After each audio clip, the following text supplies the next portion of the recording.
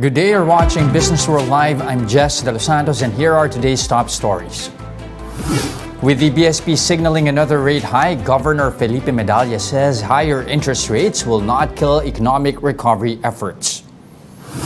Maybank trims its growth forecast for the Philippines this year on the back of external headwinds. U.S. House Speaker Nancy Pelosi arrives in Taiwan, defying a barrage of stern warnings from Beijing. And PLDT teams up with cybersecurity firm Palo Alto to protect children from sexual abuse online. We begin our broadcast with the Bangko Sentral allaying fears that rising interest rates may dampen economic recovery. BSP Governor Felipe Medalla says the central bank has room for further tightening without killing recovery efforts. Medalla says the Monetary Board's policy rates remain accommodative, and at present, the benchmark rate is not even keeping up with inflation. Recall that the BSP raised interest rates by 75 basis points in an off-cycle move last month in a bid to curb soaring inflation. That decision brought the policy rate to its current level of 3.25%. On the other hand, inflation accelerated to 6.1% in June, the highest in more than 3 years. The BSP will hold their next policy meeting on August 18, and Governor Medalla has already signaled another rate hike of up to 50 basis points. Now, how is this tightening cycle going to impact banks, small businesses, and consumers alike? To give us their outlook, we have Fitch Ratings Asia Pacific Director for Financial Institutions Willie Tanoto joining us live from Singapore. Willie, good day. Thank you for joining us. Good day, Jess. All right, so first, how much more room does a BSP have to raise rates in the near term, and when should at least the central bank consider a pause in its hiking cycle? Well, given what you said about inflation, where it is right now, we think that policy rate will continue to rise gradually, and we expect it to reach 4% by next year. Okay, so that's going to be 4% all the way to next year. How much unwinding do you see at least happening for 2022? Well, it's hard to say, but this year, the next BSP meeting, I think there's going to be another rate hike. But at least for the near term as well, give us an idea. When do you think should at least the BSP consider the possibility of pausing on its hiking cycle here? When do you see that happening at least, or what standards, or what at least is a comfortable level here? Yeah. So I think a lot of it will be data-driven. The primary driver for the rate hikes recently is really just inflation. Although I think the exchange rate and capital flows are likely also factors that BSP considered when it went off-cycle and hiked by 75 basis points. So what the Fed does in September and how inflation numbers look like in the next 2 months is probably going to determine what the BSP is going to do. Now, Willie, we have been reporting on the show for the past days earnings figures here from lenders here in the Philippines. Two of our major banks, BDO and Metro Bank, in fact, posted quite a strong double-digit growth for the first half of the year. Will we see the rise in rates impact these numbers moving forward? Absolutely. Quite simply put, interest rate is the price of loans, and banks are in the business of selling loans. So a higher price naturally means better revenue for you as long as you're able to sell the same amount of loans as before. And we do think that the growth momentum for loans should remain intact because interest rates are not unusually high, even with the recent rate hikes. Okay, now given that as well, we also saw improvement in non-performing loans ratio for the first sem as well as accelerated loan growth. Do you expect this trajectory to continue? Yes, generally we are coming off a very high level of NPL ratios after the pandemic. Okay, but the higher interest rates do mix up the picture a little bit. I think the higher interest rates is just going to increase people's debt service ratios slightly. So at the margins, some of the more fragile and vulnerable borrowers are continuing to have some difficulty, and we can see new accrual of NPLs. But overall, yes, the trend should be downwards. How about market losses here? I mean, do you expect that to impact as well the numbers here for banks? Certainly, we have already seen that in the first 2 quarters. Okay, when the interest rates rise, your yields rise. Naturally, you just have to revalue your bond securities portfolio, and that is going to have a direct P&L or your OCI impact on your capital. But then the question to ask is, how permanent is this? If you're holding short-term, high-quality bonds, a lot of this is going to unwind over the life of the remaining life of the bond. So we don't think that it is going to be a very large issue because the amount of bonds that banks held for trading is relatively small, about 3% of their total portfolio. And now on the downside as well, your report flags impairment risk here among small businesses. How much of a pressure will they have to deal with as the BSP continues to hike rates? So I think there are two things we need to think about here. When we say high interest rates, naturally, of course, it means higher interest payments, but by how much? First of all, at 3.25%, the policy rate is really still below what it was in 2019 before the pandemic. So instead of a really sharp tightening, this is really normalization of policy settings. Next, if you think that interest rates are going to double to 4% like we do, then the debt service ratio, the debt service burden on a monthly basis is not going to double. If you have a $1 million loan that is due, say, in 1 year's time, your installment is just going to increase by 1%. And if it's a 5-year loan, then 5%, and a 10-year loan, 10%, thereabout. Okay, so if you enter into a loan agreement and you're not able to absorb a 1 to 5% increase in your installment, then clearly you will overstretch to begin with. And we don't think that is the case for the vast majority of borrowers. Only at the margins, at some fringe borrowers maybe, but not the large corporates. Now, given that as well, should borrowers be concerned that they may not have the capacity to repay as well? So that is the ability to repay obviously should be a consideration, and generally banks will stress test that qualification before they will even grant the loan to you. So they wouldn't max out your total loan possibility generally. Banks are not in the business of doing that. They want their loans to return. So and we just said that the increased installment is between 1 to 10%. You are not very likely to cross into the buffer that has already been put in place. Okay, lastly, Willie, give us your outlook here on the bank's asset quality here in the Philippines. So like we said earlier, we think it's going to continue to improve. The fact that higher interest rates is going to add more accruals will slow down the rate of improvement, but generally the asset quality should be heading towards a better place. All right. Thank you very much again for those insights and optimistic outlook, at least on the asset quality here for banks. Willie Tanoto, Director for Financial Institutions for Asia Pacific over at Fitch Ratings. Thank you, Willie. Thanks, Jes. Now let's pause for a quick break, but coming right up after that.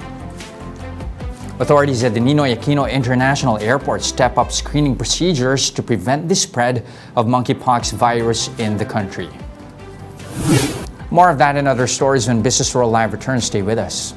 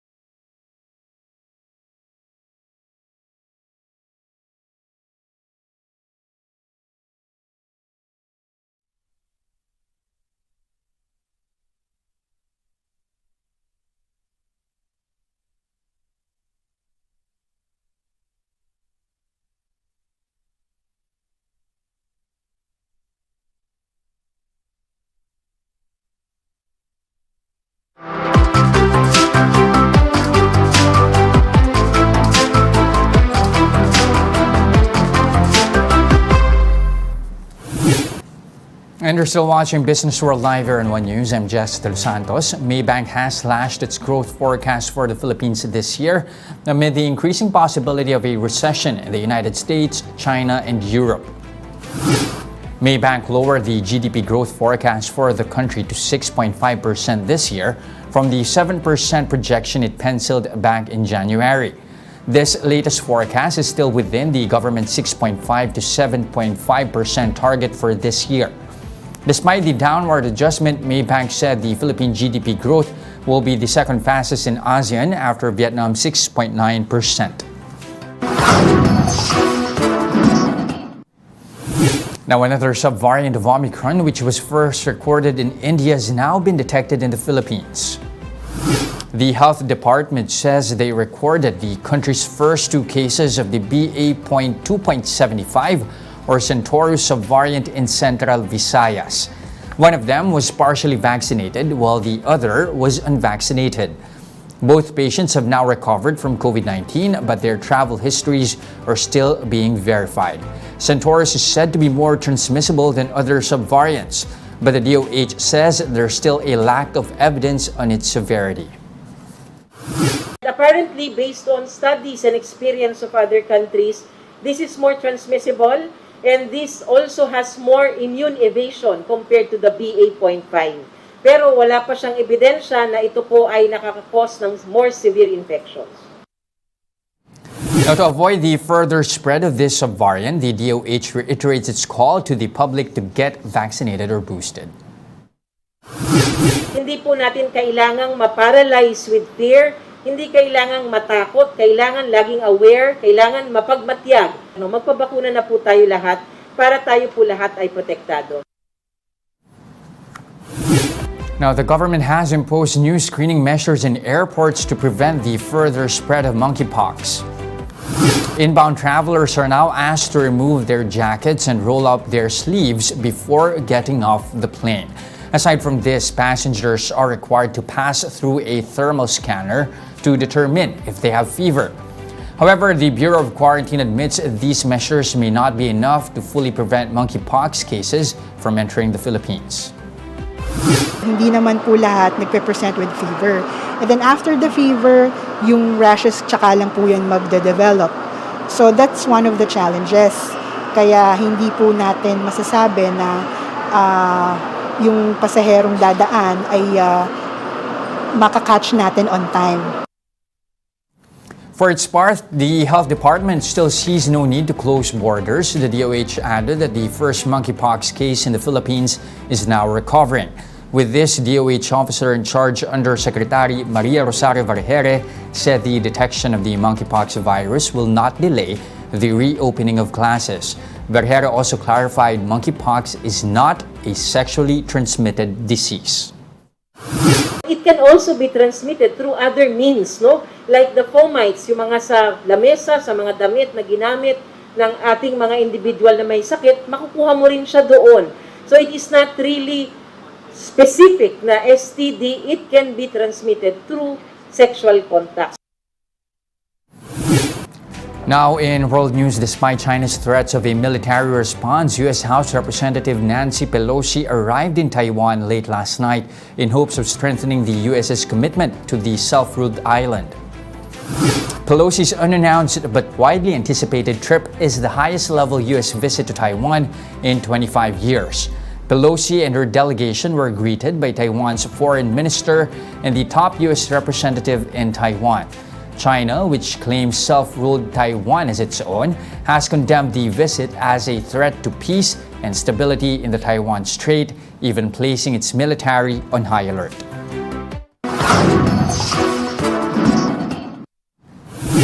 This from the Philippine Star. The Mactan Cebu International Airport is expecting to reach pre-pandemic level of international flights by the first half of next year. MCIA's operator, GMR Megawide Cebu Airport Corporation, said domestic flight traffic in the airport has returned to 70% of pre-pandemic levels. The firm expects international flight volume to recover to pre-pandemic numbers by the end of the second quarter of next year. That's on the back of foreign airlines resuming Asian flights in the gateway. Now, PLDT has teamed up with cybersecurity firm Palo Alto to create a platform that protects children from online sexual abuse. Mobile journalist Pamela Vasquez with a story.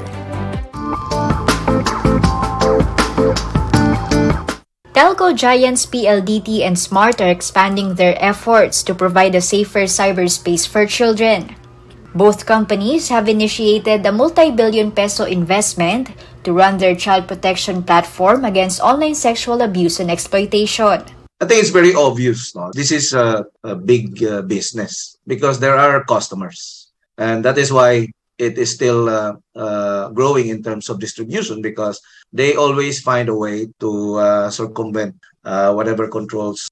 To lessen access to child sexual abuse materials, PLDT leveled up its fight against child pornography by blocking content level.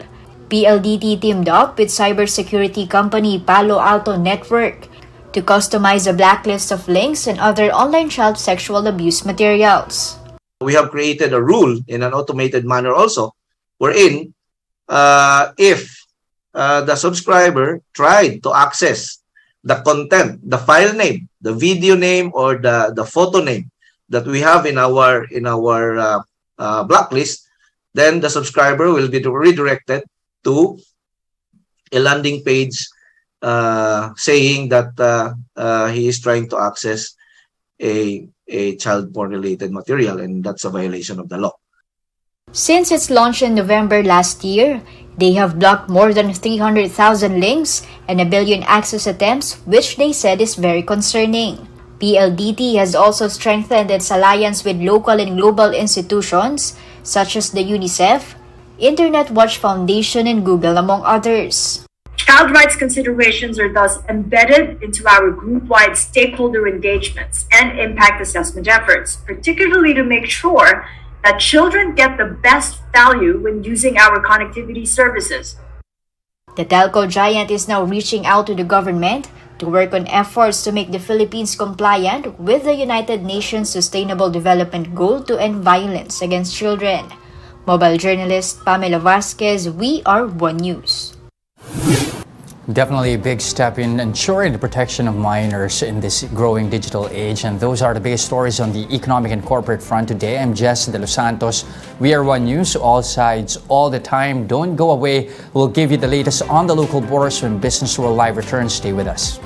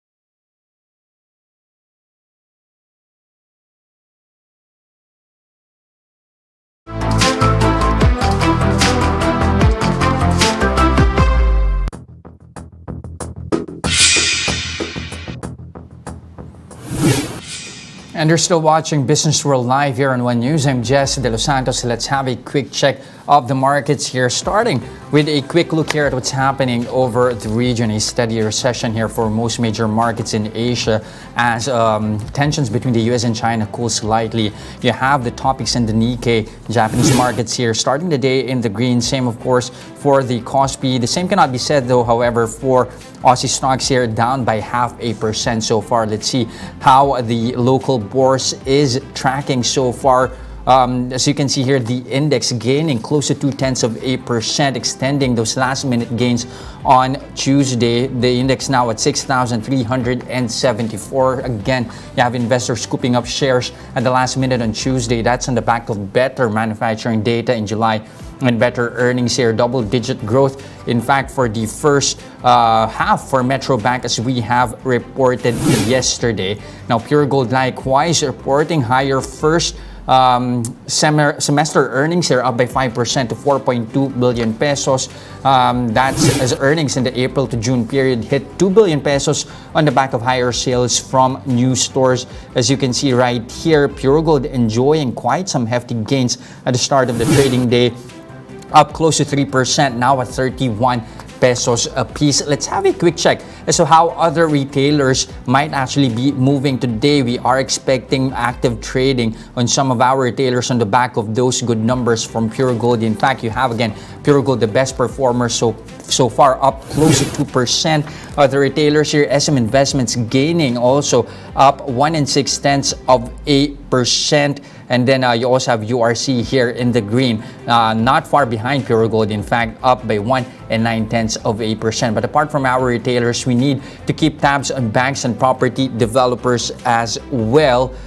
This, of course, as you have the BSP signaling yet another 25 to 50 basis point rate hike this month. As you can see right here, you have the likes of Mega World still starting the day in the green, up 1.3%. Same with Ayala Land, also on the upside here. However, Robinson's Land, property developer, worst performer so far, down 1.9%. For our lenders, you have BDO still continuing gains here, up 1.8%. Security Bank, however, starting the day with a bit of a decline here, 1.3%. Again, we're still in the thick of earnings season here. We have fresh numbers from Semirara this morning. First half net income hit 25.8 billion pesos, many times over its 6.3 billion peso income in the first 6 months of 2021. That's a record jump of 311%.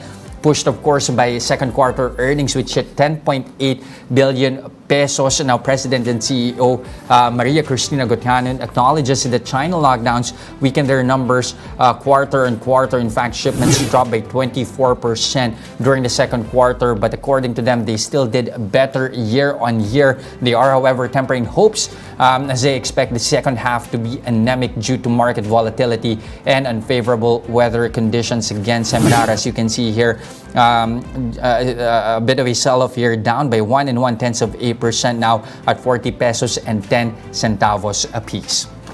And that's it for today, August 3, 2022. Join us again tomorrow at exactly 9:30 a.m. You can also catch us on Signal Play. Register for a free account now at www.signalplay.com and stream One News Live anytime, anywhere. I'm Jes Delos Santos. Mask on, wash hands, and stay safe. Philippines, we are One News, all sides, all the time.